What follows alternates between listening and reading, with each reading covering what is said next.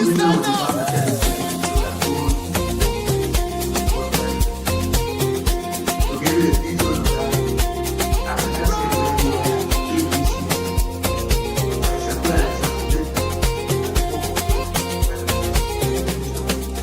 me back to Liberia, where the drums still play my song.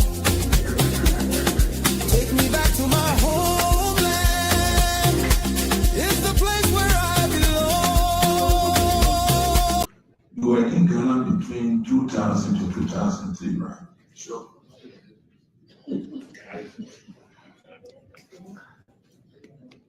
From the recollection or reflection, you know that you and myself doing here. Yeah. Do you remember the thousands of Liberians that were in Ghana, refugee camps, and all over West Africa? Do you know what happened then? Came into resist. The issue of elections are more likely to fight. The issue of elections and so forth. This is why, Senator, the Commission of Election has a bridge between peace and chaos. And this is why there's no small election. It was conflict. There's not a conflict because of land, it was a conflict because of political power. Thank you. You can remember vividly one night in Awotu. You and I spent almost 4 hours around the local bench, standing on the road, discussing the governance in our country. Today, you are being nominated to chair the institutions that were mismanaged, that took you and I in exile. I am sitting here as senator. It is our generation now that should ensure that we don't take this amount of Liberian again in the wilderness. Please answer this question for me. You serve the Election Commission. What are some of the challenges that you observe in election administration in Liberia? Thank you, Senator.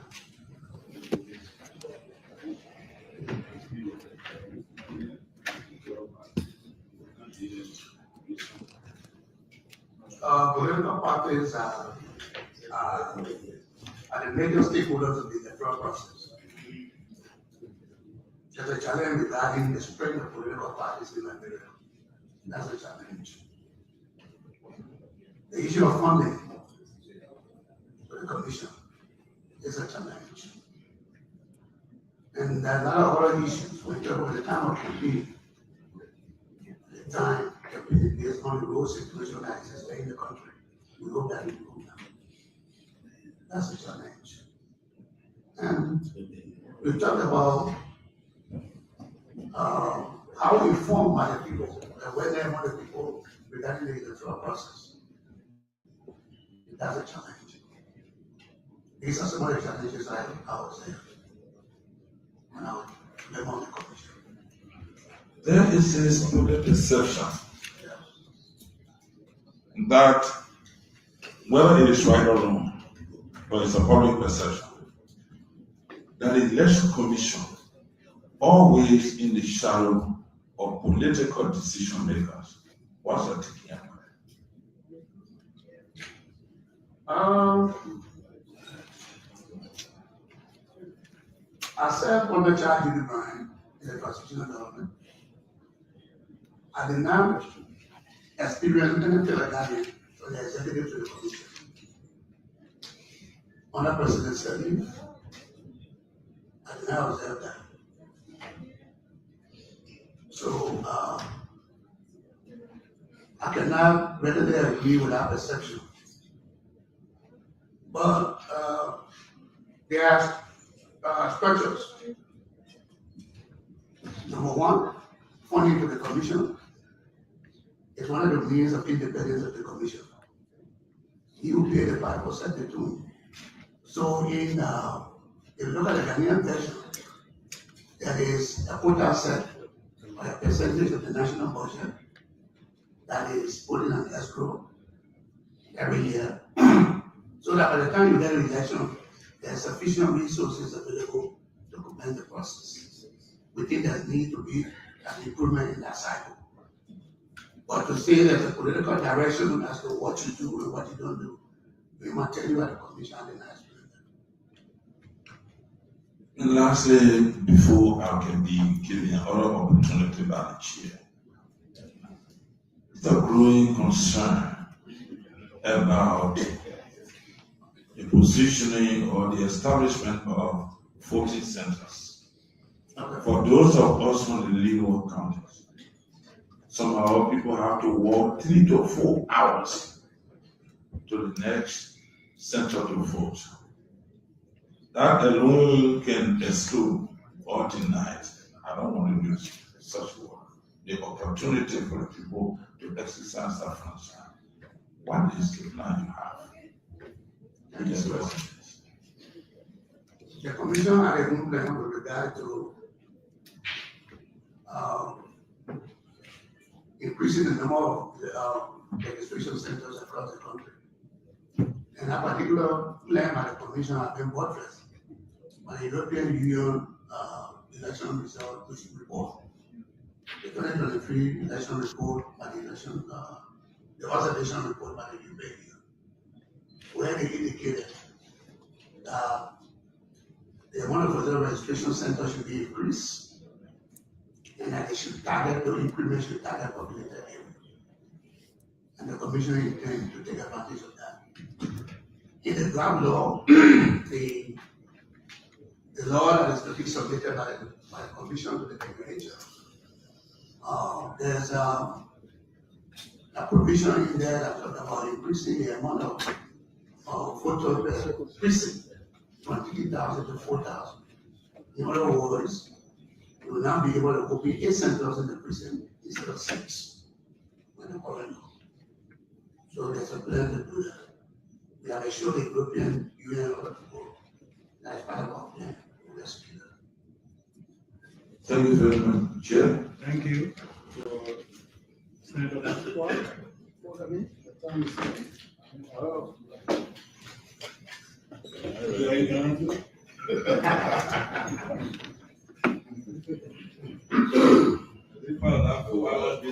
Okay.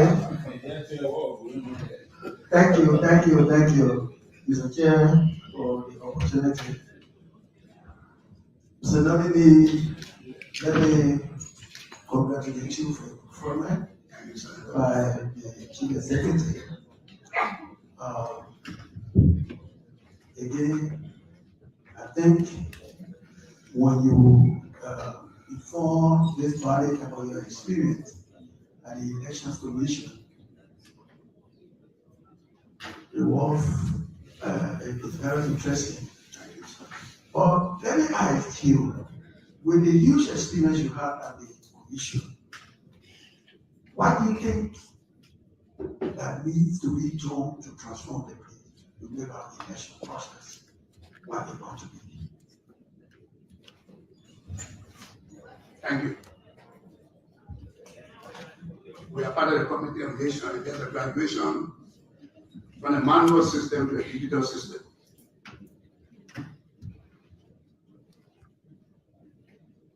I remember there was a delegation from Ghana in the 2020 special senatorial election. I led the commission at that time, were in public consultancy. And the Air Force ambassador here requested a team from Ghana to take a look at our electoral roll, the electoral roll from 2017, in order to conduct, we use it for the conduct of the special senatorial election of 2020. Ambassador Ajisumu sent for me and former Chairperson. And we had extensive discussion with the team from Ghana that day.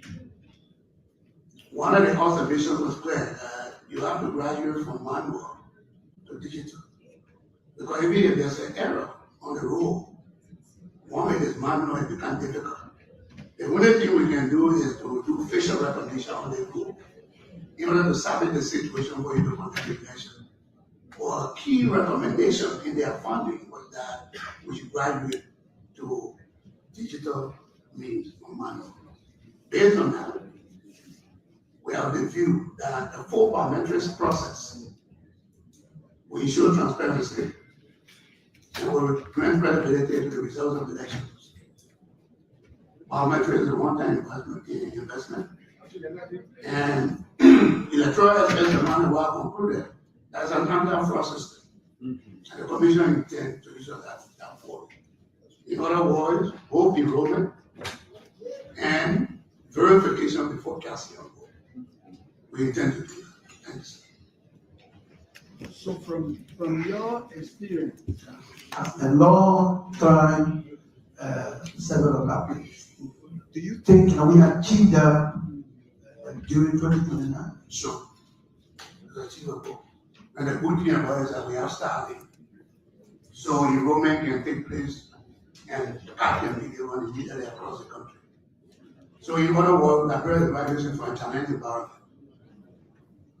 Challenge environment that where there's no internet connectivity across the place. But with Starlink, and with the blessing, with the support of the regulation, we require the resources to get Starlink. We enroll and get card the CD, and they'll give verification before the cast number. In other words, you have no double registration. Okay? That's it.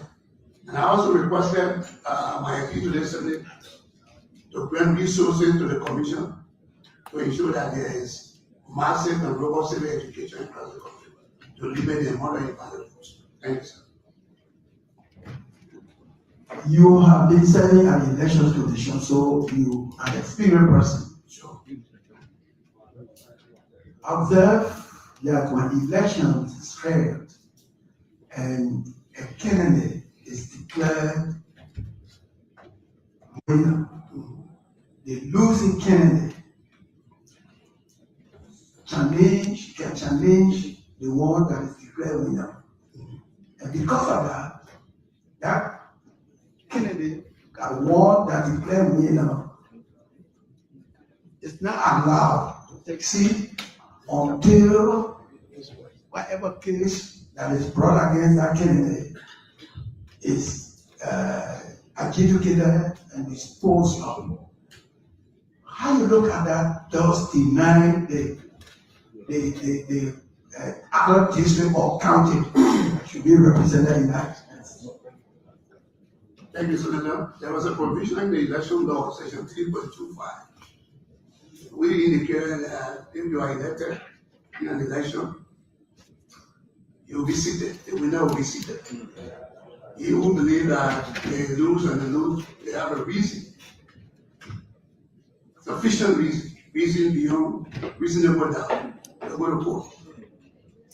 At the end of the day, if the losing candidate is enjoyed by the court to be the rightful winner of the election, the person who seated will be removed and the person there will be sent to retroactive. That was the law in the 2014. The 2014 Ebola election, the special senatorial election, and the issue was concerning Kidman. And there's a law that says that when the election is conducted and there's a complaint there, it's handled by the ministerial office. And the result from the ministerial office is not accepted by the complainant. It goes to the board of commissioners. From the board of commissioners, if you don't accept the result from that, then you can go to the Supreme Court. Well, Kidman was a strange situation. For much of my program, I myself, I decided to go to Kidman. We got from there. The vote between the two candidates that was very, one had 10,000 votes, and another one had 3,000 votes. But the one that had 3,000 votes, at the end of the day, during the investigation of the complaint at the ministerial office, was denied that, putting everything together, the difference between your vote and that of the candidate, the winner that you are contesting against, even if we took vote for Nigeria, they would still make a difference. So the result stands.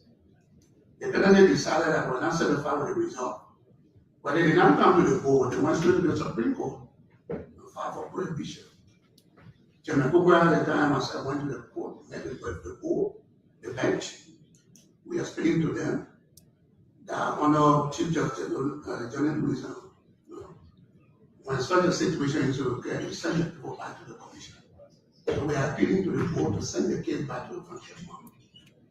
But Justice Bank was the Justice in Chief. He refused to send the case back to her and issue a prohibition that no certification should be done until the election result is investigated. At the end of the day, the Supreme Court struck down 3.25, which was a guarantee that if you think you won the election and you are not declared the winner, you can go to court. They struck it down, and in place is what we have today that one, there's a protest against the result of the election. The winner cannot be certificated. The result of the commission is multiplicity of complaints, whether they have merit or no merit. Once it is filed, nothing can be done. Thank you so much. All right, Okay, thank you. How do you see the elections commission conducting an election and a candidate is cheated, and therefore the few cheated and that candidate take up an issue against the election commission, and the election commission staff is investigating the case? Thank you so much. Because the 3C of the Constitution that we give that right to the commission. If an amendment of the Constitution is done, we could be looking at the possibility of a different structure to handle election protests, apart from the commission investigating ourselves. But until that amendment is done, there's nothing can be done at the level of the statute. Thank you, sir. So let me ask my last question. Yeah. My last question is, you talking about domicile. Yeah. Somebody comes from out of the country or from Europe, goes to an ex-district in the rural part of the country, and not living there. Why do they consider a domicile? A person can be considered that yes, that person is domiciled. Thank you. You have investment in the place, it's a place that you intend to return to. It's a domicile. A place that you have investment, you pay taxes, and you plan to return. It's a place that you plan to return to. Yes. Okay. You can resign however and be domiciled in another area. Thank you, Senator. We quit. Yeah, thank you, Mr. Chairman. Congratulations, my brother Frank. Thank you, Senator. I'd like to follow up on, I have other concerns, but I'd like to follow up on some of the questions. With respect to the provision of the national 6.5 that was done by the Supreme Court. You all are aware that the Supreme Court, on our sister company, has the authority to interpret law. And in interpreting the law, the Supreme Court always, in many instances, gave rationale, the reason why they are making a particular decision. In many instances, if there are ambiguity in the law, then the Supreme Court clarifies that through his decision and gave the rationale for his decision. Sure. Do you recall in that particular case, what was the rationale, or whether there was ambiguity in the law for which the Supreme Court sees the opportunity to strike down that particular provision of the law. My question is the background that if that is the case, then the legislature can clarify the law. Well, with regard to ambiguity, I didn't see any ambiguity in that law. It was clear that when the election commission declares a winner of an election, they should proceed to fulfill the last step, which is certification. But the Supreme Court, we know the Supreme Court is an appealing court, but the Supreme Court in a particular instance acted with false petition. There was nobody who went and said this particular thing going to is injuries. They took one to himself and struck down the law. That's it. We raised that with the court, and they told us, okay, we hear you. Thank you. That's it. Okay, That's it.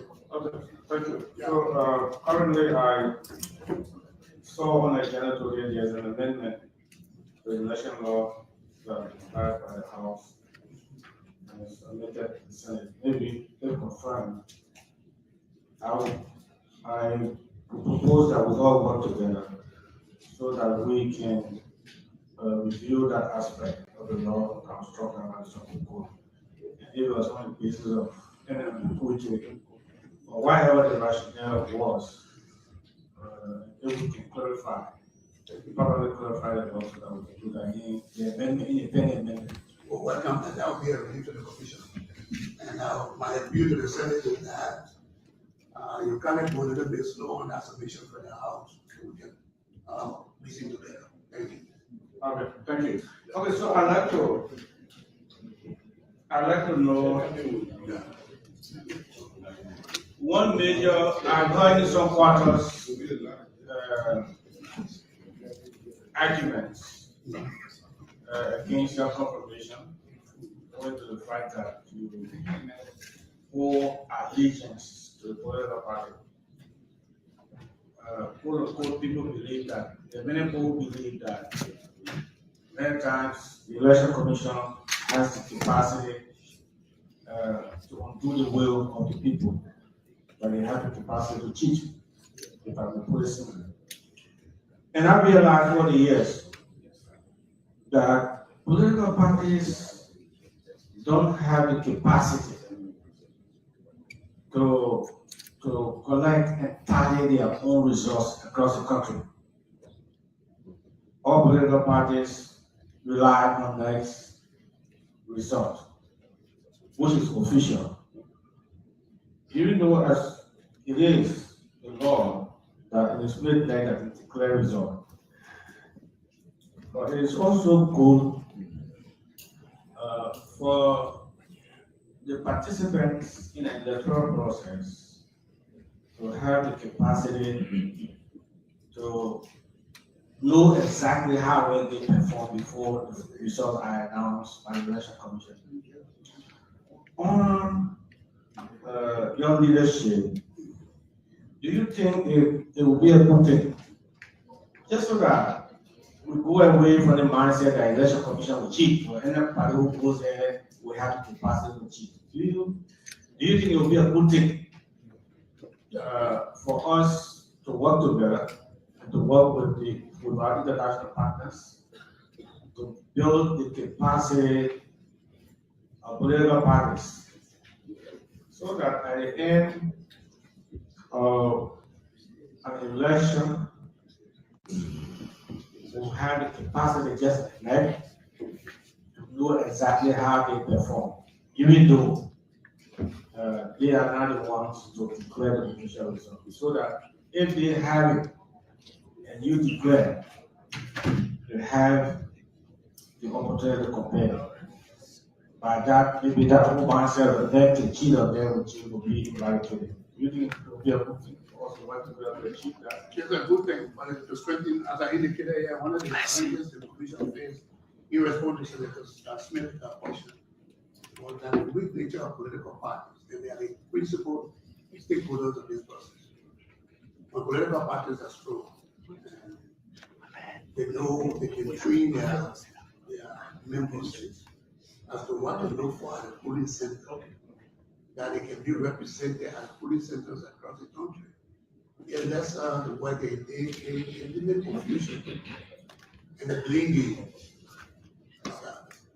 And with regard to international institutions, when you say was existing, I raised that issue with you, sir. So many times that, I mean, you need to help the parties through the inter-party consultative committee. Help the parties. For example, my proposal was that the commission head in charge of staffing the fund was try to, like the observation that who watching. There's an election, the party agent that it be. Let the international community be able to help the political parties. Because you're talking about more than 2,000 centers in Mozambique. Some parties are not even able to get people for 500. 500 centers. So if you are bringing assistance, provide assistance to the political parties that will be able to have their agents across the country at the polling centers across the country. The issue that the international community always talk about, we want to do that, but the parties are too much. Now, I left the commission, when I left the commission 2020, I left between 15 to 20 parties. They are now 42. I got about 8 more proposed. Understand? So we may end to 56 very soon. In such a situation, it will be difficult to get support from international institutions. Because if you decide, okay, maybe as a certain benchmark that you like you want to do, say, oh, party equal. That's the issue. So we will want to work together with you. If there's a benchmark that certain parties for me in order to get assistance, I think it will be a good thing working in concert with the legislature to arrive at such a solution. But I think the political parties need to strengthen their structure. Yes, so in line with that,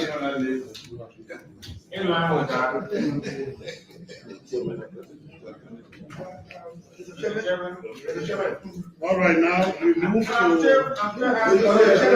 excuse me, Mr. Chairman. Let me pick it back on you. Come again? Yeah, go ahead. So Please take note of the time. I only asked 2 questions. Yeah, No, I more than 10 questions here. So please take note also. that doesn't matter. Yeah, so in line with that, Honorable Commissioner, Acting Commissioner, as I indicated there, we had and rightful advice that we take time to go ahead with the amendment, pending conversation with that. In line with that, do you think it would be a good idea for us to set a benchmark that political parties will have to be so that they get support in the interest of democracy, sustainability? I think we have the opportunity, and we are in the reform process, the electoral reform process. We'll deal with that. And we'll welcome it. Okay, one last question. What is this issue of political party headquarters being only in Monrovia? Do you look forward to the reform? You know, most of his questions are around political party because Do you look forward to an amendment? I think there's an amendment, there should be an amendment of the law. That once you're a political party, the essence of 10,000 in political party is to secure state power. And if your objective is to secure state power, you should have representation across the country. This one I say that if you now offer him seat in the play, you can have, I think that should be amended. When you are a party, you should be represented across the country. Thank you. Mr. Chair. Mr. Chair, thank you. Mr. Chair. For some of you that just came in, for some of you that just came in, we just come in.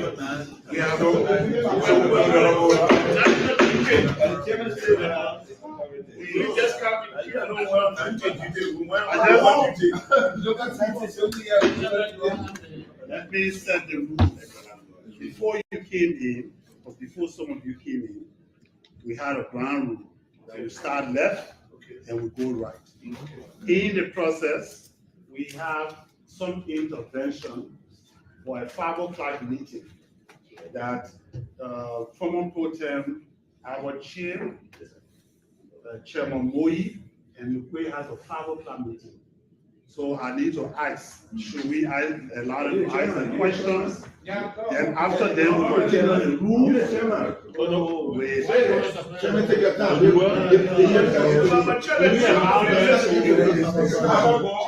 gave them a dispensation. No. With your consent, we'll give them. You are the chair. Which democratic chair? Thank you. You want to know? The chairman, thank you very much. I will be very brief.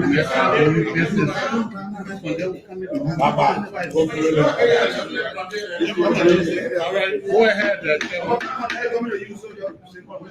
Thank you. I will be very brief.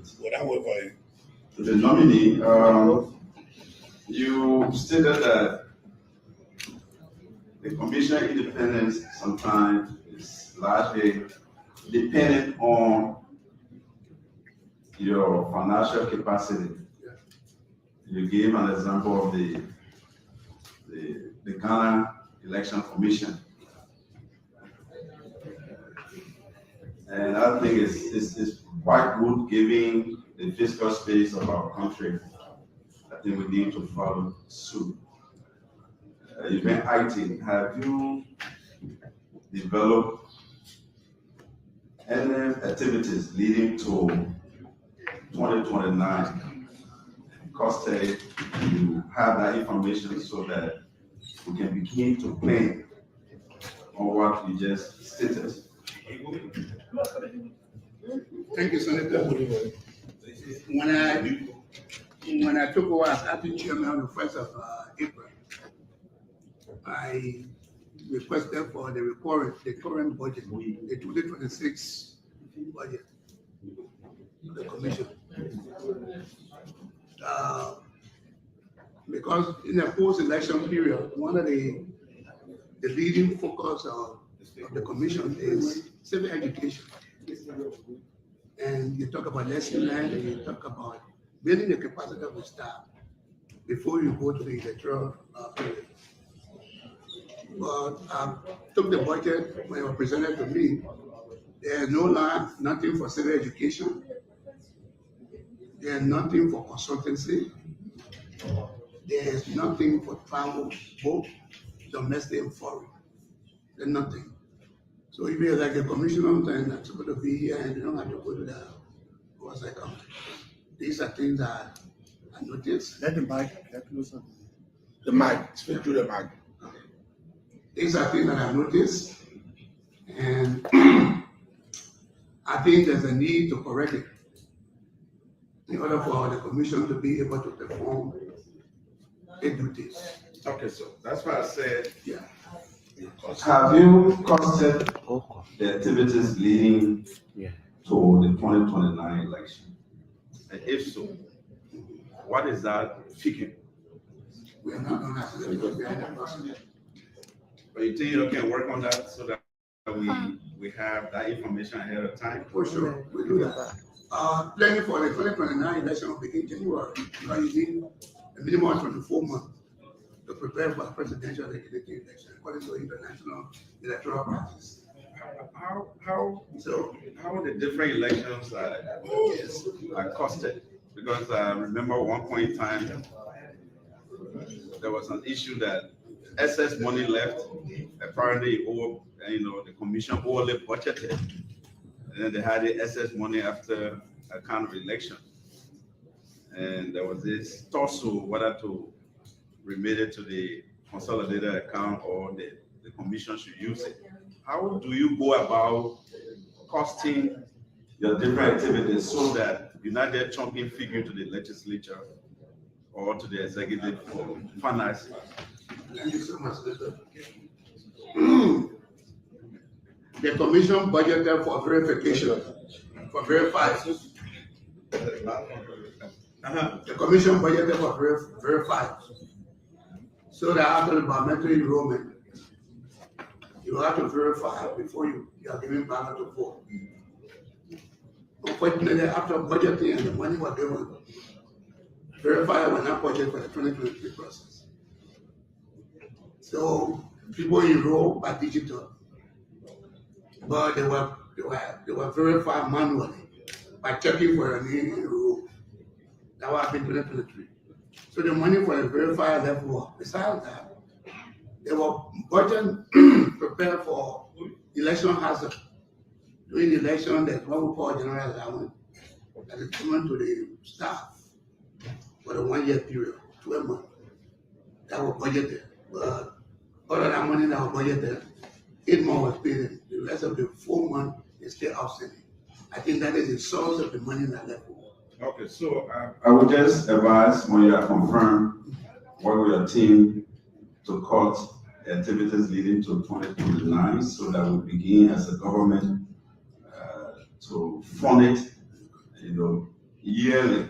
And I think a suggestion will be considered because 2029 we may not have that bulk money to support the commission. So beginning this 2027, if that information is provided to the leadership of the legislature, we can begin now to to fund it gradually. And then it can be stated in the budget law that it should be placed in a special escrow for the function of the election commission. So with that said, I will ask the chairman to just give us a sub-copy of the presentation. I think it's well loaded, and I think we can hold you by that. And I think they did extremely well. So congratulations, you have my support. Thank you. Okay, we'll start again with the rule. So we start from you.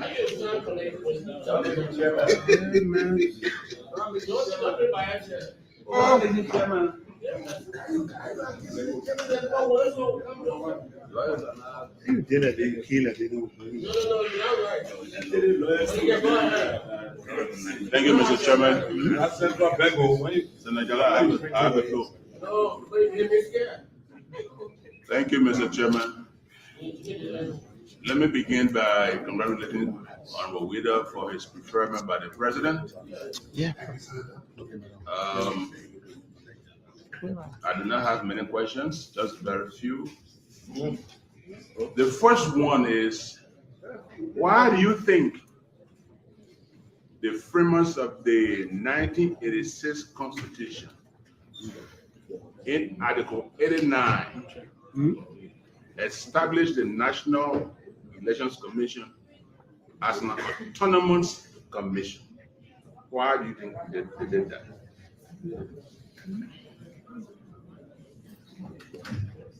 Thank you, Senator. There are 3 models of the Electoral Commission. We have the NEC system, which is sometimes people call it a political model. And the NEC system is where representatives of political parties constitute a commission. And we have the independent model, which is what the framework of our constitution chose. And that particular commission is amenable to the legislature being the representation of all sectors of the society. And then we have the government model, in which case the Interior Ministry perform the tasks of the Electoral Commission. Those are the key the framework of our constitution, I think, decided. Because based on our experiences with past governance in this country, I think they decided that the independent model is the right one. So the key word is independence. Independent. Okay, that's why the framer said, let's make this commission autonomous. Yeah. The next question is, Honorable, you are before us for confirmation. Yeah. If confirmed under your leadership, can you confirm you can make NEC truly independent under your leadership? Thank you, Senator. I wouldn't brag, but I'm a man of integrity.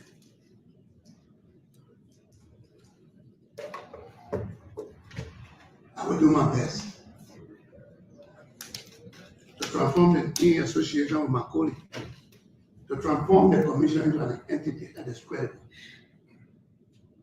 And this is my pledge to the people of this country, that they will not have to vote and refuse to go because they are afraid to put their foot in the temple. If I'm confirmed, that people will vote and go to bed, that their will will prevail. Thank you. Thank you so much.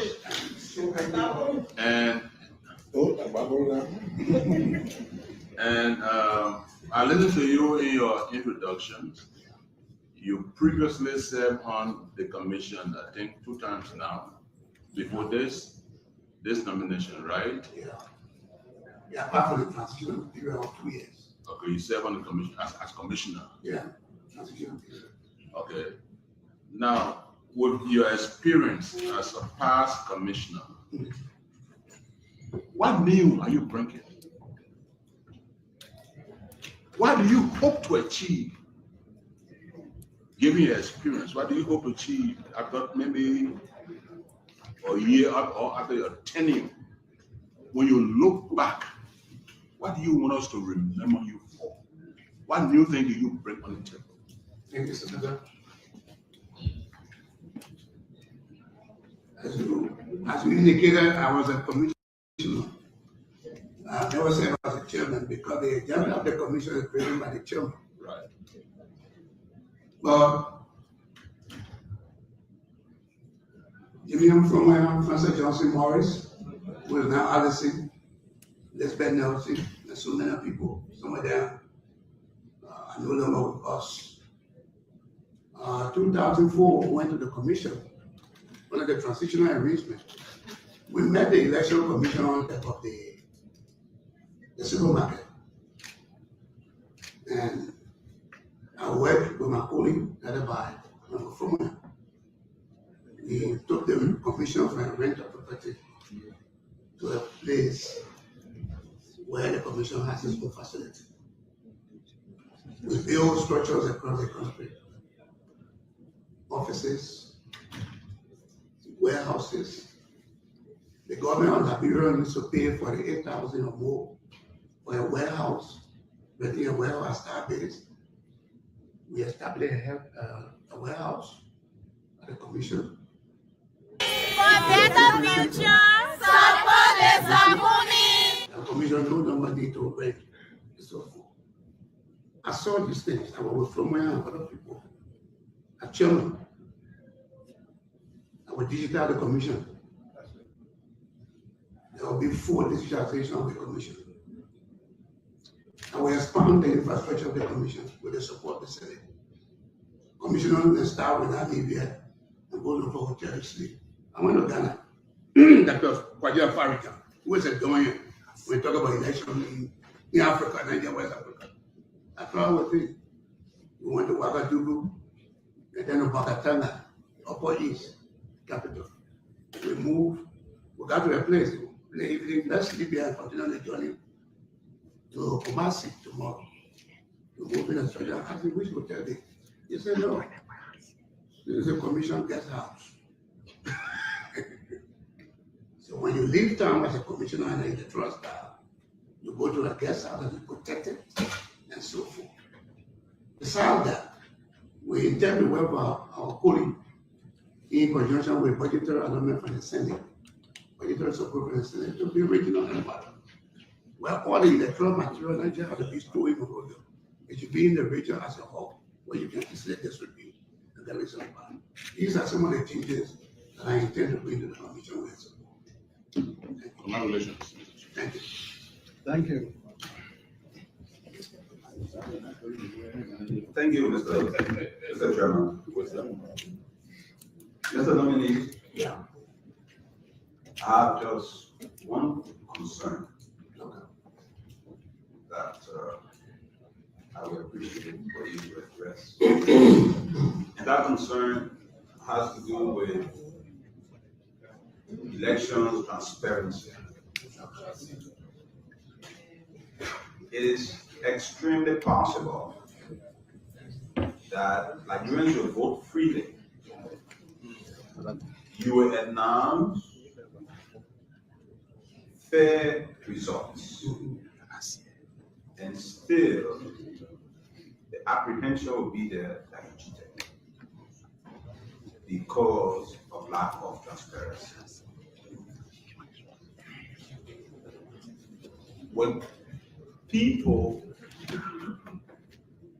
don't feel the process is transparent, they tend not to believe what you give them, even if you are announcing the right thing. So transparency matters a whole lot in the process.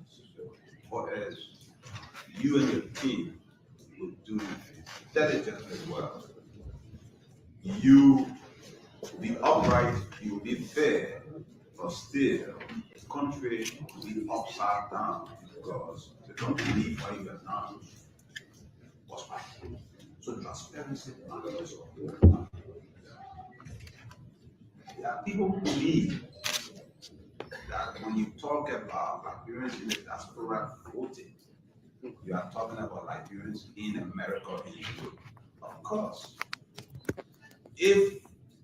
and that is what most people believe. And you cannot be discriminatory in the approach or the policy that guides Liberians outside of Liberia voting. You have thousands of Liberians in Ghana. Now you have Liberians in East Africa, South Africa, thousands more now in China with the same kind of advancement in America existing where they are. And so when you put into place policies for Liberians in the diaspora to vote, of course it has to be across the board. And it has to be done in the manner that Liberians back home who are voting see it as being credible and transparent, or else we are headed for disaster. So my thing is, transparency matters. I would like for you to address the issue of how do you intend to live up to that part of the legal requirements that suggest that Liberians in the diaspora can vote without discriminating against the rest of, I used to be refugee, so I'm concerned about that, without the rest of the other Liberians not living in Europe and America being able to participate. That one. Then two, you spoke lengthily about digitizing the elections. And I think that feeds into the concern about transparency of the election results. The whole idea that we will vote, but only the chairman of the Elections Commission announces the official result is incomprehensible, because what we who have voted know is from the Elections Commission across the country. So it should be as credible and as reliable as what you announce. In other words, we should know the result of the election even without you mounting the podium to suggest that no, that result is not official. This one is not official. Suggest that there's a possibility that what comes from the field will be different from what you announced. So how do you deal with that concern? And so, all in all, is the transparency concern that I'm concerned about. Can you throw a light on that? Thank you. Senator, the diaspora voting, the law is prescribed it. Then it is a process for putting, it requires a whole lot to put into practice. As we just did, we have Liberia in Rwanda, we have in Ghana, the law says it. So I think it's important that we continue to strive to meet the requirement of the law, but there's a whole lot that is required. And if you ask me here whether I can achieve that before 2029, I can't sit there and show you all that. But I think we will continue to make effort to respect what the law says. And the question of transparency is important. I indicated that, but that talked about awareness, and I said building cordial relationship with political parties. Sometimes that will develop when the commission is sacked. Nobody knows what they're doing. When Jimmy from where I was chairman, the data center was open to all opposition parties. We used to come, political leaders used to come with things on the carrier tour of the data center. Well, at a certain point in time, sometimes it's like a taboo, nobody enter the place. When the table atmosphere is this, people become suspicious. I intend to erase that, to open the center, to hold regular meeting with the inter-party consolidated committee, to brief them when there's major decisions before they are made. I want to build further relationship with political parties and social organizations. You know, on the same issue, when I talk about digitizing the result, so that we do not have to wait for the chairman to announce the result before the board knows it. I was specifically asking, is there a possibility, like for instance in Maryland, I'm from Maryland, that the result is conducted today, and the next day there's a bulletin in Maryland that anyone can see, not people with the magistrate or with the individual, that anybody can go up there and see the results. And inside they can see the results. And people can know before you mount the podium and say, this is the result. Is that possible? That is possible. That is possible. It's possible in that, like one of the things that will structure that political parties have not been able to know what their results are. It's because political parties have not been, most parties have not been able to have the capacity to have representations across the centers. We used to have 5,911 centers. Maybe a little bit more than that. But very few parties can even get representation in 3,000. And this is why I think somebody spoke about the support of our partners to assist us in that. The problem is that we have to work together to establish a benchmark as per the electoral reform process. The political parties have made a benchmark to be entitled to some level of assistance, whether from the state or from foreign partners. Yeah. Thank you. Thank you. Yeah. Senator Jala? Thank you, Mr. Chairman, and welcome the nomination. Congratulations. Retirement. That's the first I have.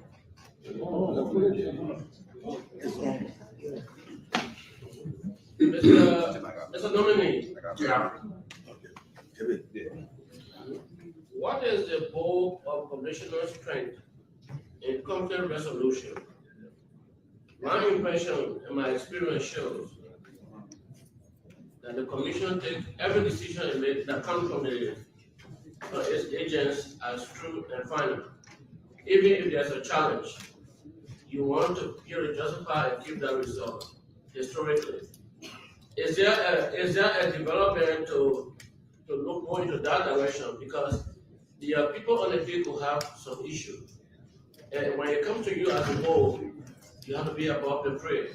But everything that comes to the board is confirmed or is appropriated almost to the best of my experience. Thank you, Senator. Yeah, I think some cases. But if I'm confirmed, I can assure you that will not happen. There will not be what do you call the state process that won't whatever come from the ministerial area in the board will accept it. No. You see, you refer to the Supreme Court Mm-hmm. attempt to strike down one of your rules, sections. Strongly down. Okay, you confirm. They have been struck down. It is because when the board confirms almost everything that comes to it, and it will go to the Supreme Court, and the Supreme Court can be very technical and critical. But let's go to to the issue at stake. The issue at stake has to do with your hearing officers. How do you recruit? How do you recruit? How do you let them recruit the hearing officer? And how can we rely on the hearing officers since they are contractors? Over the time there in my 2020, we used to target the law school students. They are the grad school of law, senior students. We target them to serve as officers and other lawyers also. Yeah. We look at competence, we look at integrity, look at some track record.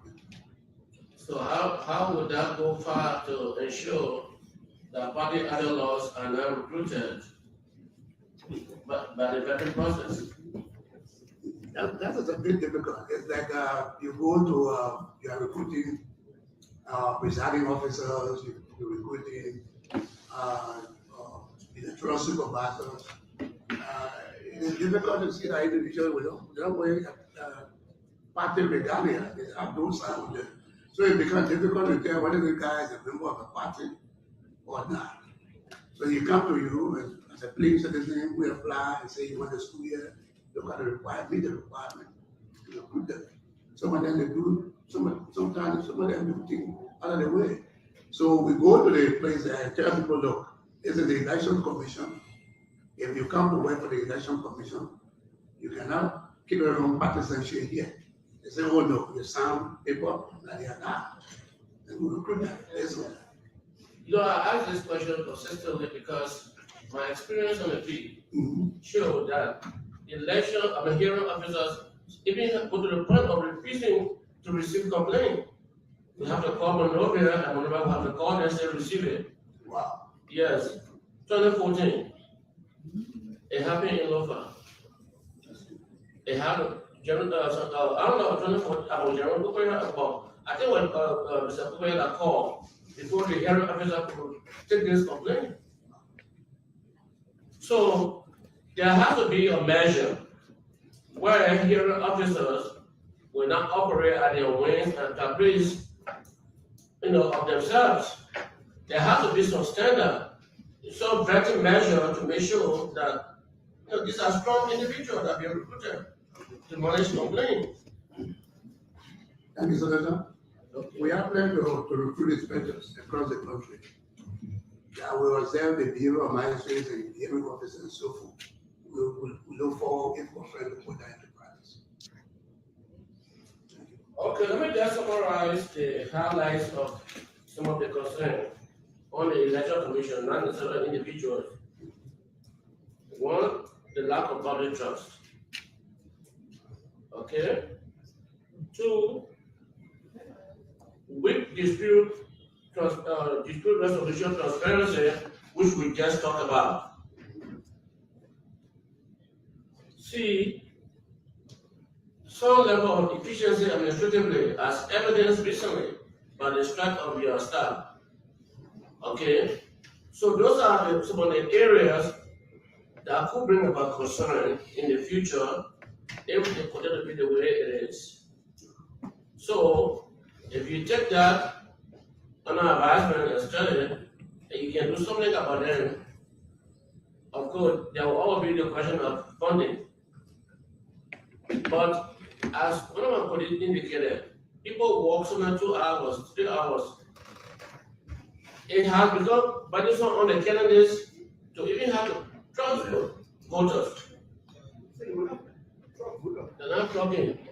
Voting area from where they are, for example, you live at 15 gate and you're voting in Canada.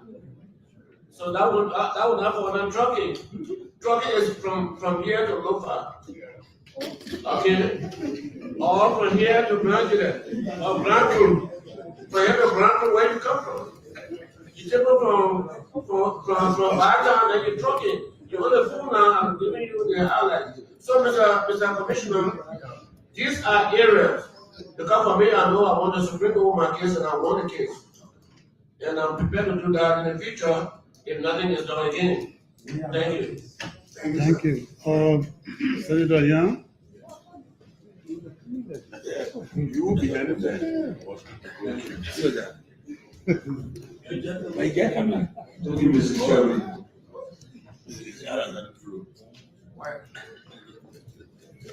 Mr. Nominee, good afternoon.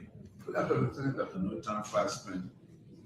We have to do the job of the Nigerian people because the political parties, the citizens are watching us do our job expeditiously. I just want to ask a few very basic questions. Most of the big administrative and structural questions have been asked by many of my colleagues. But I want to go into detail about what affected me during my by-election. You take emails from us, and you take numbers from us. Do we ever make use of them? On the candidate registration, that you take emails from us, you take phone numbers from us. Do you ever make use of them in informing candidate between registration, all the information that you share out of voting day? Do you? That should be the case with the political companies. And then That's the instruction. And I can say to you here, I'm willing to be on the record so we can go into it. Not one day during the process did I receive one email from anybody from NEC. I think I received 1 or 2 text messages on very, irrelevant issues other than the main issues. You have to rely on people in NEC and call them every day. What's going on? I'm being serious here. I was disappointed when many of us are in the coaches and trying to mobilize our people, and we are, when you hit coverage area, you check your phone, you don't get anything unless you call someone, and that was a problem. Information sharing also.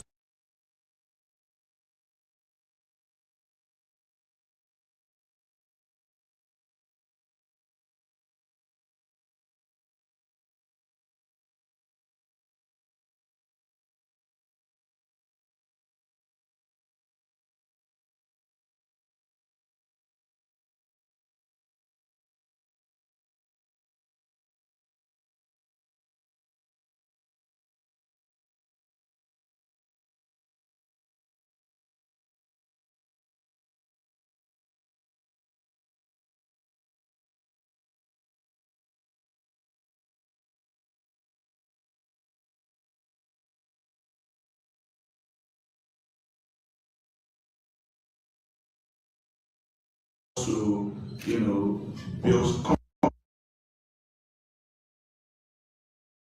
For a better future, support the Sakuni.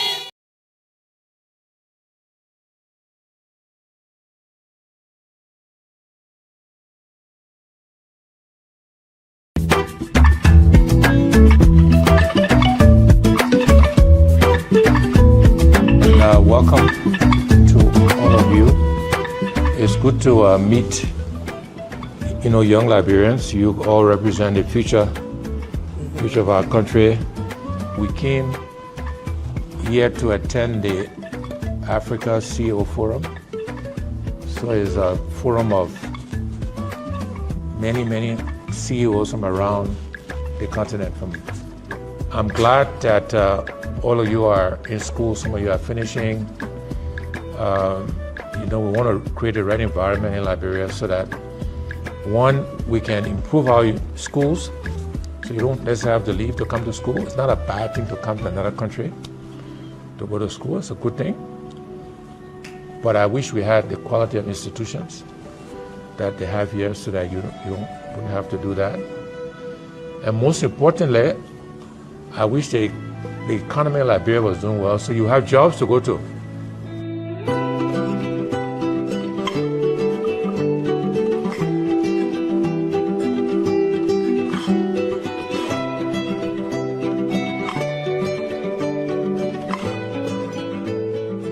And some of them they feel afraid.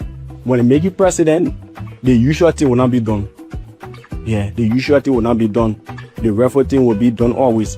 So they feel like if we make Mr. Kumi president, our hand will be out of the, like the cookie jar. Will not be able to exploit the Liberia, will not be able to exploit our resources. Liberia is rich when it comes to resources. If you just take the resources that are in Liberia and bring it to this country, Mr. Combs, the country will be far ahead of other European countries. I don't want to lie to you. Yeah, we have to use the resources that can be able to build our country. Like our people, sometimes they just misuse it, they just mismanage it for their family, and then they just reach and say, and then they just sit down. Sometimes we use a Bible, or sometimes there's something I can't even say, well, why Liberia can be like this country? Why? These people consist of students and professionals. Where I attended a diaspora return conference in Liberia, I had the opportunity to have met you. You took me as a child, as a son, and I want to appreciate you for the care. Also, during our communication, our conversation, you did promise the Liberian community of Rwanda financial support for our sports tournament, and you did fulfill your promise. I'd like to appreciate you. When we took power as a leadership, we promised the community that we not the community to do sports activities. So now, as we speak, we have almost 6 to 7 chapters within the Liberian community in Rwanda, and our chapter tournament is ongoing currently through your financial help. We want to appreciate you. And come Sunday will be our final games. So we appreciate you, and we hope the relationship continue. So thank you very much, and let God keep blessing you. Thank you.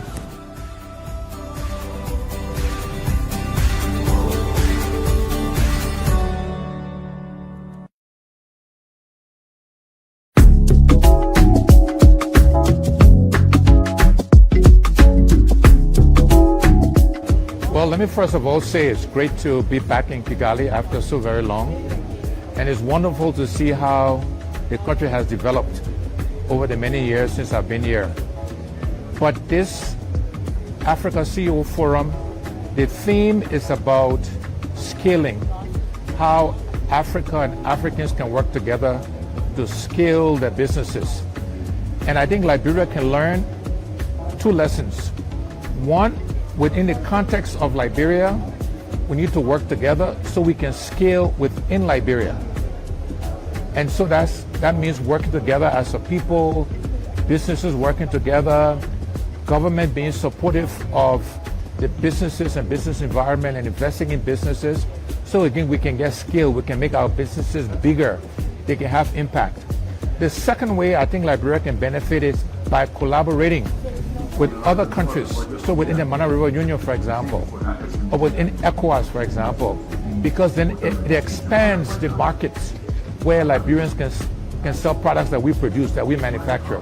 So the concept of scaling, which is the theme of this forum, is something that can directly apply to our country. Scale within Liberia and scale across the sub-region and indeed across the continent. Mr. Chairman, I stand to be corrected that a few percentage of the invalid vote has to do with the condition of voting. Some of the places and the things that you vote on, do you know this armchair that slant up like the way you sit behind it? You go there, some don't have legs, you got to pick the ballot, pen is hanging there, you're shaking, you're fighting on it. They are just appalling, Mr. Chairman. Things that the ballots are rested on to vote are very appalling. Some of the rooms are unkept. They are very untidy. It's just bad. And from our experience from seeing other people voting, there are measurable booths that got a very nice platform and surface that people put ballot on to, to vote. I don't know how hard it is for us to get or take additional time and properly vet these voting areas so that we can now be able to vote properly. Because you cannot have people who barely can hold a pen, or maybe this is true. We have to do something about it, Mr. Chairman. For me, those are those little things that I observed that I just want, if confirmed, your chairmanship should look into it. We can do all the bigger ones, but if the vote, the way we vote is not conducive enough, then we'll continue to have invalid votes. Then it doesn't represent the will and aspiration of the people of Liberia. And I can assure you that with the experience, I will be one of those who will be looking very much to push your chairmanship. Thank you so much. Thank you, Senator Simeon. Thank you, Chairman. And how you doing? I'm back, Senator. I've been here for a while. Yeah. But let me just piggyback on what Jan was saying before going to my question. The gadgets you said that you be using, does it work on internet? Pardon me? The election material where we place the people in the register or in the system where it be using internet facilitated. Yeah, sure. But then we don't have internet all over the country. So there are places. Ohio Starlink. Okay, you will get it in the village. That's good. So during your statement, you said that the election laws are something that we need to look at. You just let us know as well. What are two major things that you would like to look at when you are confined as chairman of the election commission? This kind of electoral reform. Yeah, that's key. Just tell me two major things we'll be looking at. Yeah. In terms of electoral reform, we think there's a need. Funding to the commission, there's a need to look at that. Funding to the commission, I think there's a major issue when you talk about the question of the independence of the commission. That's an issue we think to be addressed in the law. And the current law we have does not give much focus on that. We also intend to look at the issue of the magistrate, the election magistrate. How are the magistrates, the working system that they have within the magistrates, are they supposed to be perpetual? Or do they have some kind of that? Those are issues we look at. And we will also look at the question of voting, of voter registration. What are the requirements that qualify somebody that a voter need to bring, and person need to bring in order to be registered as a voter? Those are some of the issues. We were also looking at complete application, as I indicated here, at the agency of the Constitution that provided some issues on that, as to whether the commission should be the one to conduct elections and to investigate complete and asking other the election. But those are issues on the electoral reform that we are looking at. There are a whole lot of other issues that the political parties, how the political parties are organized, the law governing them, because I told you about the proliferation of the parties that we have. These are issues in the electoral reform that the legislature will have to help the commission to solve. Thank you. Yeah. How do you deal with the issue people consider to be trucking? Because, for example, I live in Monrovia. Mm-hmm. The children come from Kitmon to Monrovia to go to school. Mm-hmm.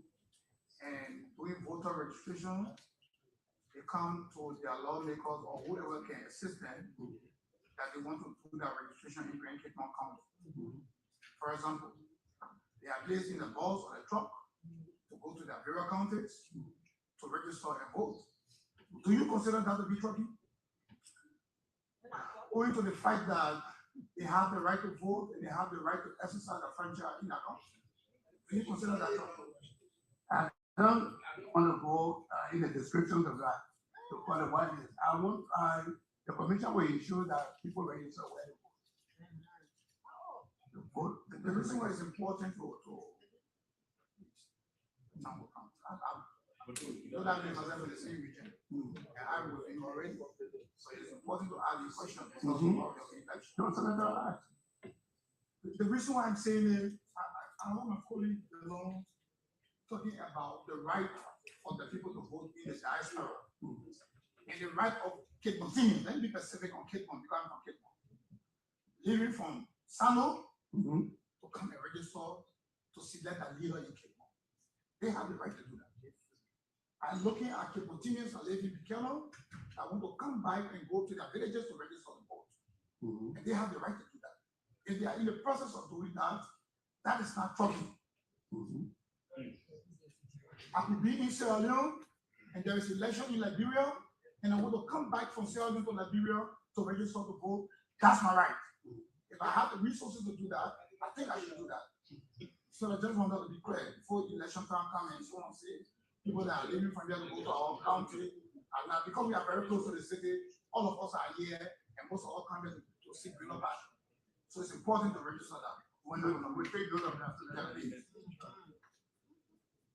how do you deal with legal matters that emanate out of witness of that? I spent 11 months in the area at night, like I was living. Dealing with legal matters that emanate from elections. The issue about due process. And unnecessarily, I was part of the election commission only because someone said I registered 2 times, voted 2 times. Even when NEC, who responsible to say, yes, this man did not register 2 times and vote 2 times, and somebody was still there when they testified that I did not do that. It kept me for 11 months in court in the name of due process. Do you have a plan to reform the process of election complaints that emanate from election? I'm sorry to hear that. Sometimes when you know, there are a lot of things that may happen that don't come around. I'm surprised to hear that you're saying that. This is what I can assure you. We'll take note of that. And we show that the hearing process does not become a protracted process. Just a delay, just a deny. I will take note of that because I'm a police. Last take note of that.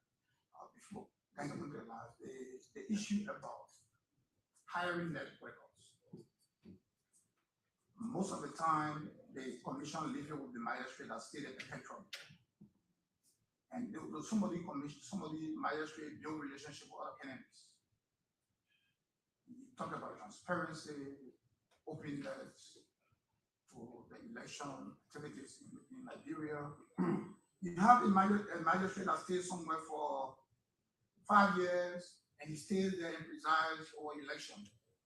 And you want to help a candidate and he chooses to hire the supporters of that candidate to govern the election in the county. How do you select the workers that work with NEC in the federal county? And do you have a plan? For example, if a magistrate lives in a county until election, maybe 3 months to election or 6 months to election, do you have a plan to change them around so that they cannot be so acquainted with the people and to avoid cheating and the rest of it? Thank you, Senator. That's a very issue. I told the electoral reform law that we invested not just about law. There's about expedience. I'm talking about transparency. I'm saying that the electoral reform law that we talked about crafting, and I spoke about the issue of changing of the magistrates. I do not believe that magistrates should be in a position perpetually. I don't believe that. I don't even believe that a magistrate should be to come from the era. Now, as a commissioner, the election commission, you cannot oversight the country where you come from. I'm from Bakun. All the years I spent as a commissioner, I will never become oversight commissioner in Bakun. So I think magistrates who are the main people, election is a fee. Work is a fee. So those who preside over the fee, I do not believe they should be able to come from the county where they reside. That's an issue I think the commission should take a look at. That is it. And I can promise you that if confirmed, the magistrates will be evaluated. Magistrates will be evaluated. The magistrates will come in. There will be standard prescribed, they will be evaluated based on that. And that way, and if the evaluation result will ensure whether you remain where you are, or you transfer to other locality or your other positions. You're not going to be a blanket thing where you magistrate, and that's it. My chairmanship will not accept that. The recruitment process will be key to look at, right? And let me tell you something, let me be very clear, Senator. Very clear. The commission will no longer also the recruitment of electoral workers to the magistrate. The commissioners will handle it. Thank you, sir. Lastly, The issue, I heard you saying that the UN asks you 4,000 person to a precinct, and blah, blah, blah, blah. But I come from a village called Kibuma, very far in the farm. Houses there, but that whole region, you may not find a big town, and maybe 10 houses in the village, or maybe 7, but then that whole stretch of land is about 4 hours, and there are 10 villages around it. They may not have the population, but they want to vote. And you allow them to walk 3 hours, 2 hours, 1 hour, 30 minutes to go and find a center to vote or a precinct to vote. Most of the time they sit back, and maybe those people are my people. For example, they want to vote for me, for example, and then they cannot reach there. And sometimes I hear people complaining lack of resources. What do we do to give opportunity to all Nigerians based on the geographical landscape or the locale where you are, and you have more than 3 hours or 2 hours distance? Will you under your leadership? Will you increase more precinct for voting? Thank you so much. Regardless population. Yes, Senator, I indicated that's the plan of the commission. And the commission plan has even been buttressed by the recommendation of the election observation team. I indicated that registration centers should be increased, and the centers should target where there's population. That area you're talking about, where the people that will be under my chairmanship will establish center closer to where population. Thank you. I would be glad that you come from the western region and that you keep this country very peaceful. I will do so. That people will know that Putin always comes from the west. We are absolutely right. Thank you. All right.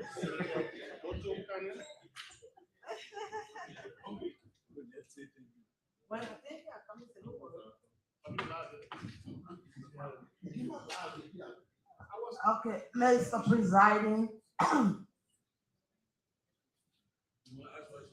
I don't ask question when the person is from Bakul, but I'm under constraint to ask this question. Okay, Senator, thank you. Because I'm the chair on gender. Okay. Mr. Nominee,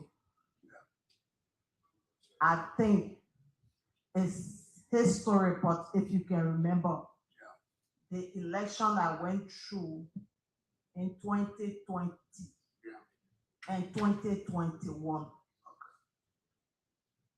You listen to the radio, the constraint I went through before becoming a senator. I'm asking you this question because it is about violence. Violence among women. So, if I know you will be confirmed, what are you going to do to stop the violence against women, especially? Thank you so much. There's the recommendation from our international partner regarding even second quota when it comes to the questions of gender participation in the process. We will work with the state apparatus. I think women should be protected in the process, while every other person should be protected. But there's a core, I think there's a need that there's more women to encourage more women in the process. I will make it a policy if I'm confirmed, my confirmation if I'm confirmed, to ensure that women candidates are protected, and that if it requires all requesting the security agency to provide security for these candidates, we will do that with the assistance of the legislature. I will come back to you for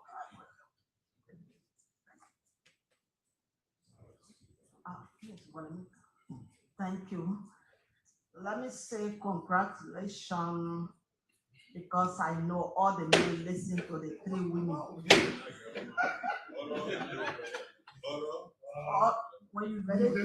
When your time reach, you must say order. But I'm on the floor, no order. Let me say again, congratulations. Thank you.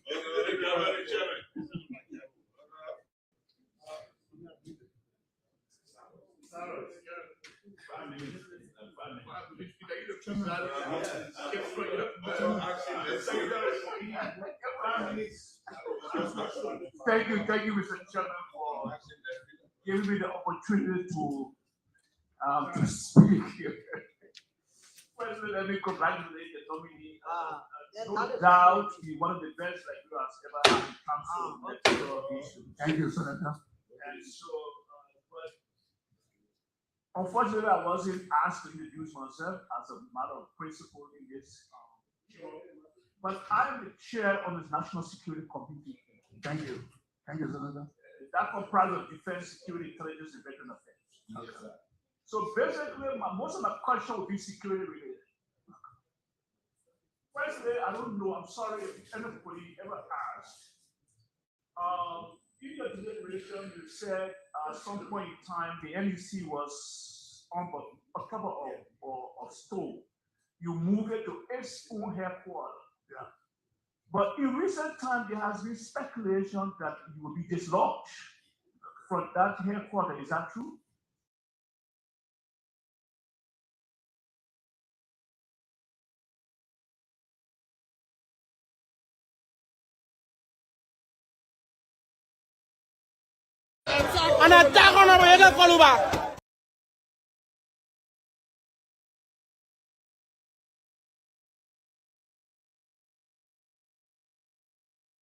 Question.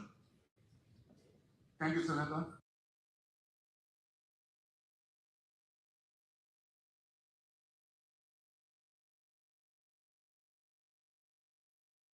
For a better future, support the Sakuni.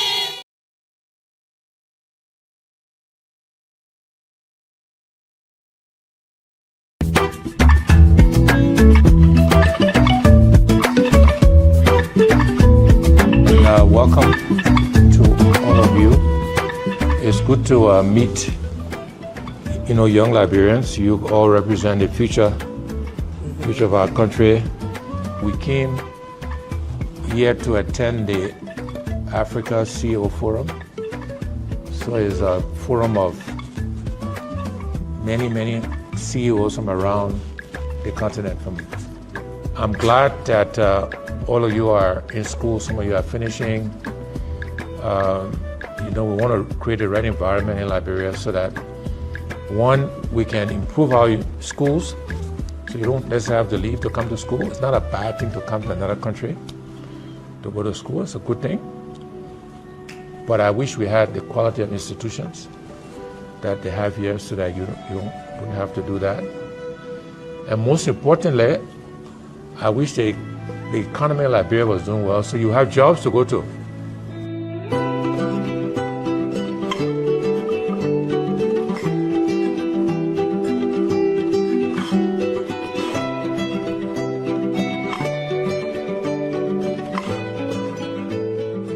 And some of them feel afraid when they make you president, the usual thing will not be done.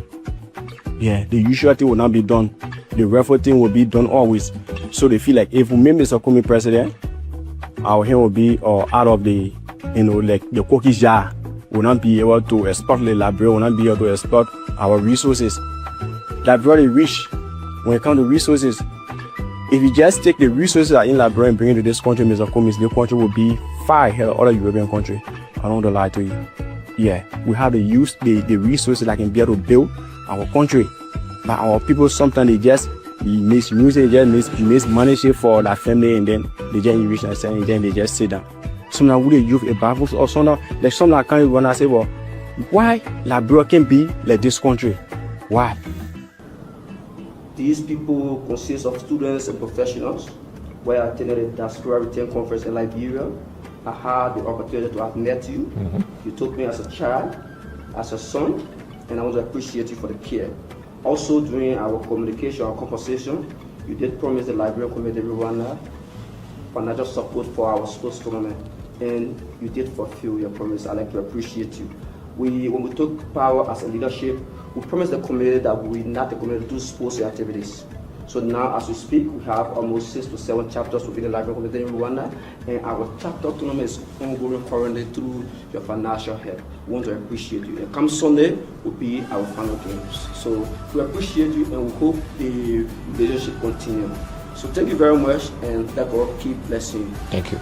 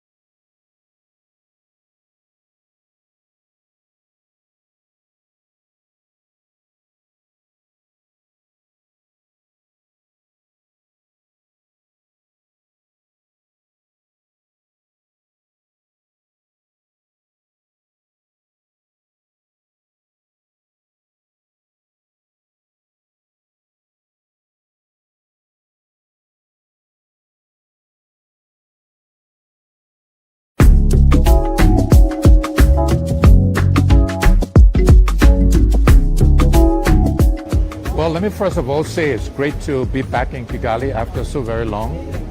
And it's wonderful to see how the country has developed over the many years since I've been here. But this Africa CEO Forum, the theme is about scaling, how Africa and Africans can work together to scale their businesses. And I think Liberia can learn 2 lessons. One, within the context of Liberia, we need to work together so we can scale within Liberia. And so that means working together as a people, businesses working together, government being supportive of the businesses and business environment and investing in businesses.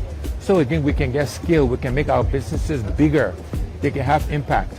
The second way I think Liberia can benefit is by collaborating with other countries. So within the Mana River Union, for example, or within ECOWAS, for example, because then it expands the markets where Liberians can sell products that we produce, that we manufacture. So the concept of scaling, which is the theme of this forum, is something that can directly apply to our country. Scale within Liberia and scale across the sub-region and indeed across the continent.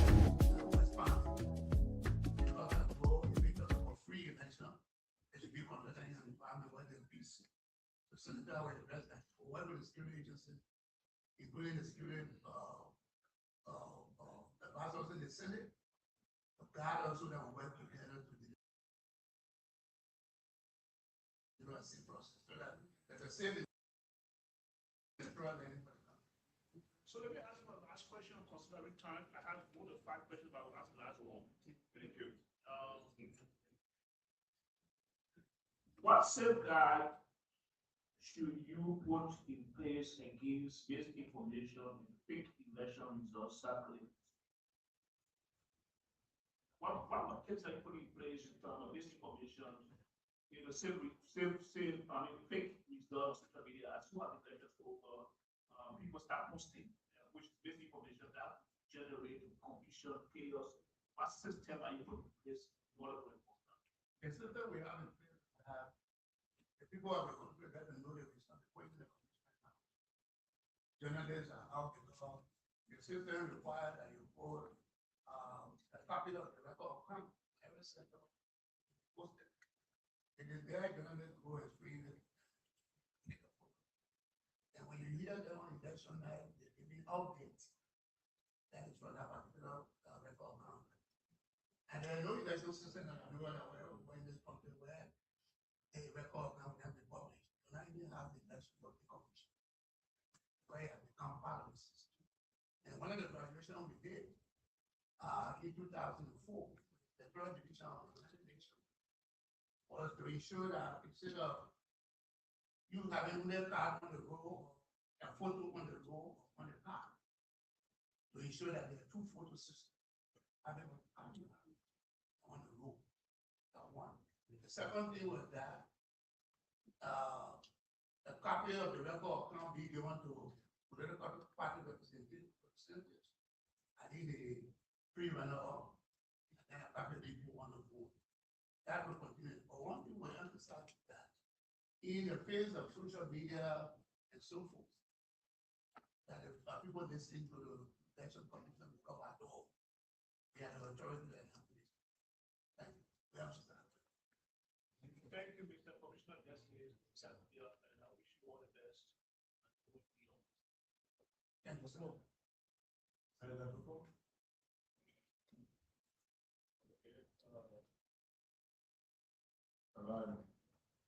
Francis, Senator, Liberty County, former representative, county chair. Thank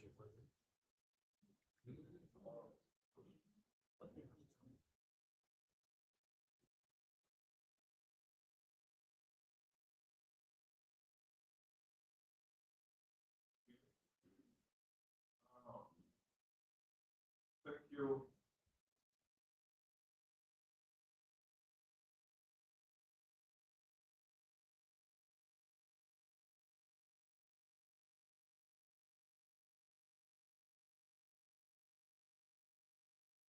Answer on that. I'd like to know which political party are you a member of? I'm not a member of any political party.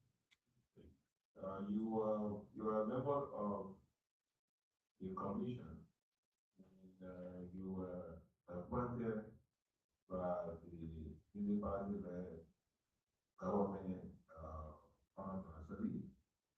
I was appointed by the Constitutional Administration. For 2 years. After that, election president. Okay, so you serve under the municipality government by the commission up to 2020. So in 2017, you were on the commission, having been appointed by the government, municipality election.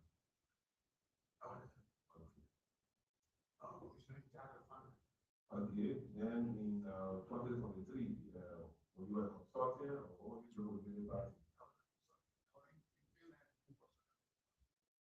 When my boss is seen at the Center for Development Election Monitoring Consultancy, providing the drug services to political parties. And we wrote every political party as much as possible. The only part group that gave up with them was the collaboration political parties at the time. They said in their services, and it was extreme worker party agent in terms of bullying to them. Understand you through law and so forth. That was the services were offered. The collaborating political Thank you, party. sir. Thank you. So it means that there should be no fear for any political party that the party have a history of being funded by political party in the government. Party still not elected. Nobody should be affected. I was saying this one.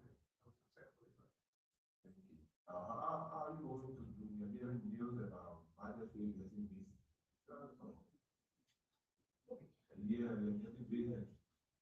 Yeah, so what's that? Yeah. What's happening? What mechanism is put in place?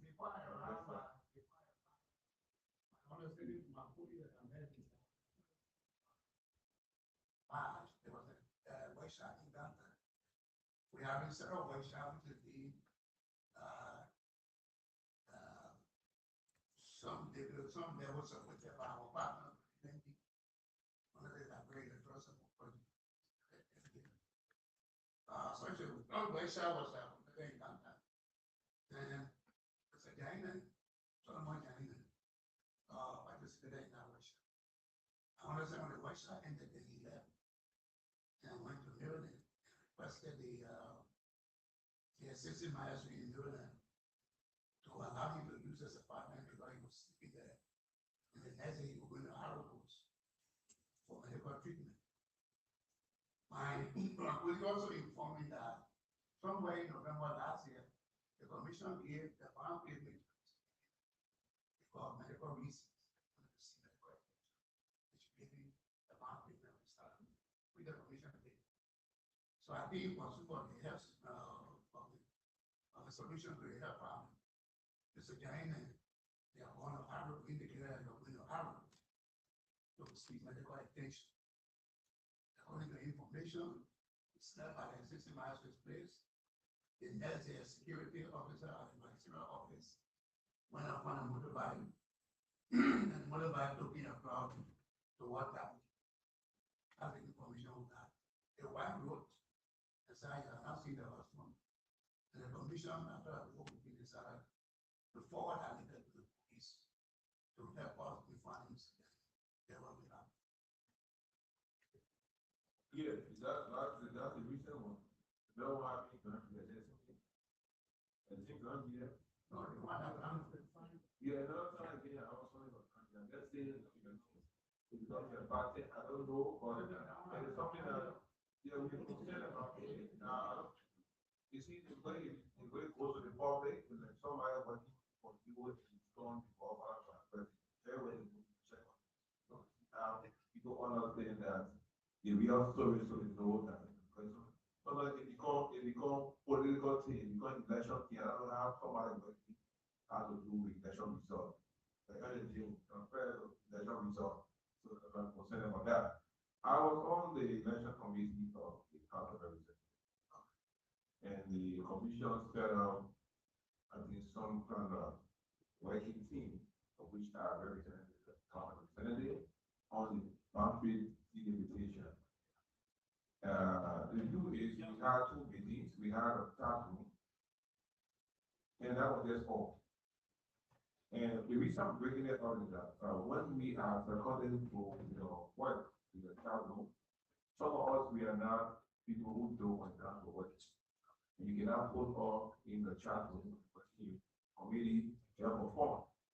We wanted to see the result. We don't know whether that was done, but I know when it's done, any of the put in that chat room and put us in on the budget delimitation that we saw over that we of work or we have been forward.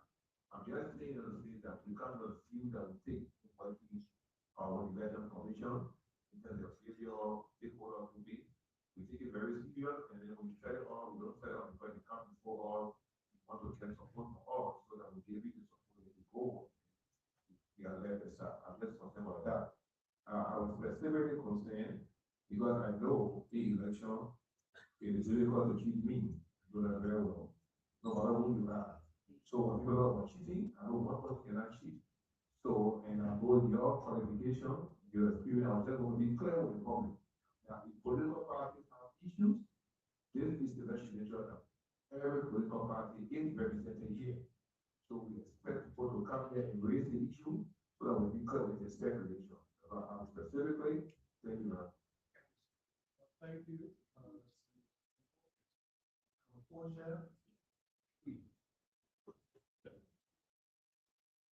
Thank you, Mr. Chairman. Thank you. It's I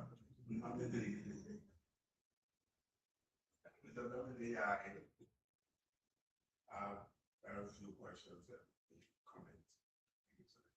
Our first question is, do you have security as members or chairman of the national board? There's also violent political protection. Do you also, does the law also provide for the vice president? So you have said that do you intend to? I think so. Now in the situation that, like the blanket situation, one of those people game.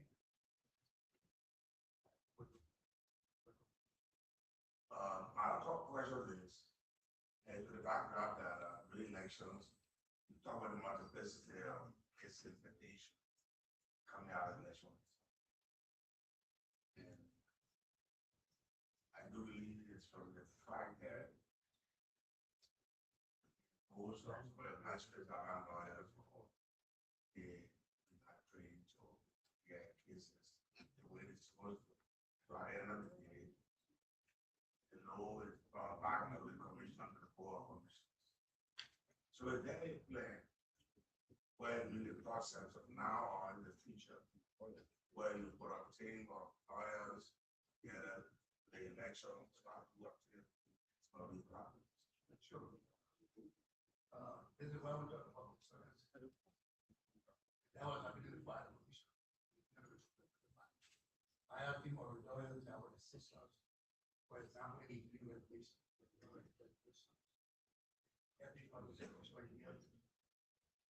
Mr. Chairman, as chairman of as the nominee, the position of chairman for the National Election Commission, are you an executive chairman?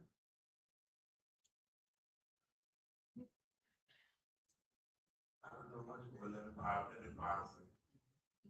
Do you recognize that there is a board of commissioners and you are the leader? Yeah, I am, the board under the law, election law, the higher decision making body in the commission. And the ministers are there. So they ask again, like you should do it comes to what you want. Oh, yeah, sure. Every commissioner is that available. So you need 5 plus the chair. I have much of the ability because I see across the floor on my far right, the colleagues started here, even though there's been that one thing eliminated. And that's the IT that confirmed here. It's going to be that support, I believe, which is supposed to mean that the job that I'm going to take is a collective one. And we hope that you do all your power to work together as a team. Get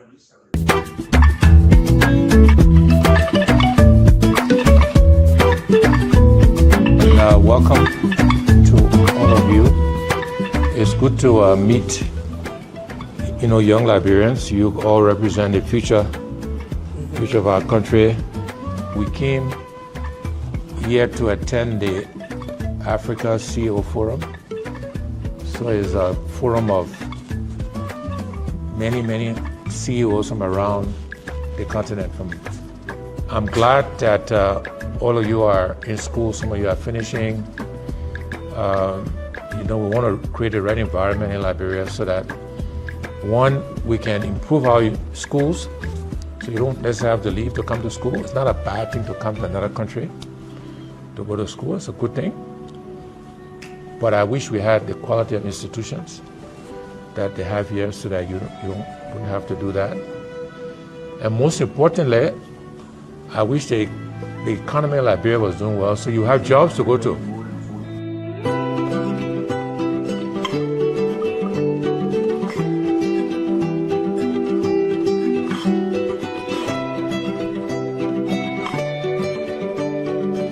Liberia was doing well, so you have jobs to go to. And some of them they feel afraid. When they make you president, the usual thing will not be done. Yeah, the usual thing will not be done. So you have jobs to go to. Some of them feel always. So they feel like if you make Mr. Kumi president, the usual thing will not be done. Out of the, the usual thing will not be done. Will not be everything will not be done. So they feel like if you make Mr. Kumi president, that very rich when it comes to resources.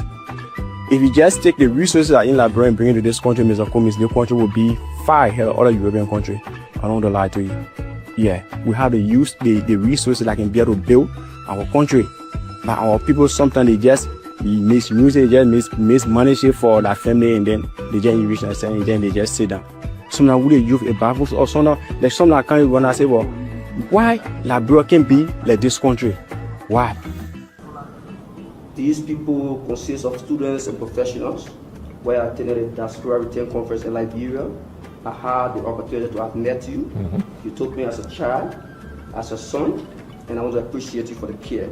Also, during our communication, our conversation, you did promise the Liberian community Rwanda financial support for our sports tournament, and you did fulfill your promise. I'd like to appreciate you. When we took power as a leadership, we promised the community that we will not the community do sports activities. So now, as we speak, we have almost 6 to 7 chapters within the library community in Rwanda, and our chapter tournament is ongoing currently through your financial help. We want to appreciate you. And come Sunday will be our final games. So we appreciate you, and we hope the relationship continue. So thank you very much, and that God keep blessing you. Thank you.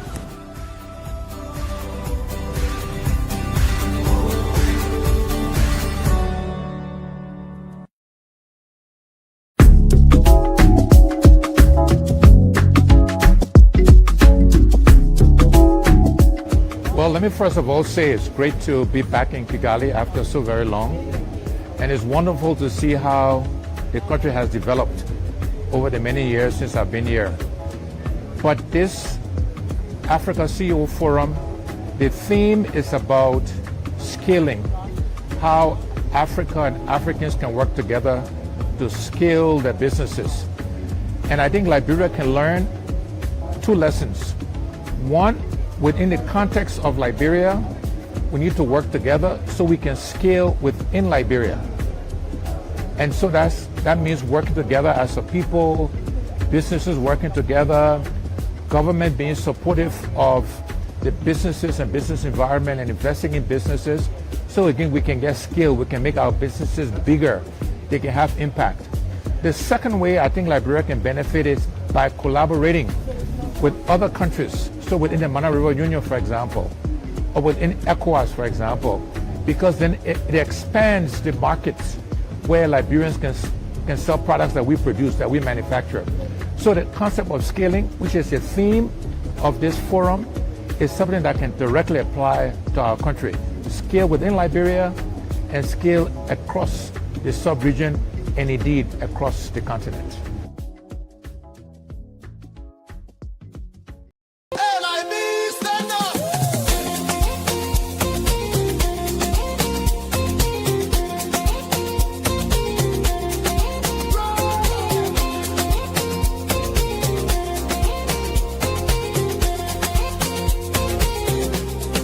Take me back to Liberia, where the drums still play my song.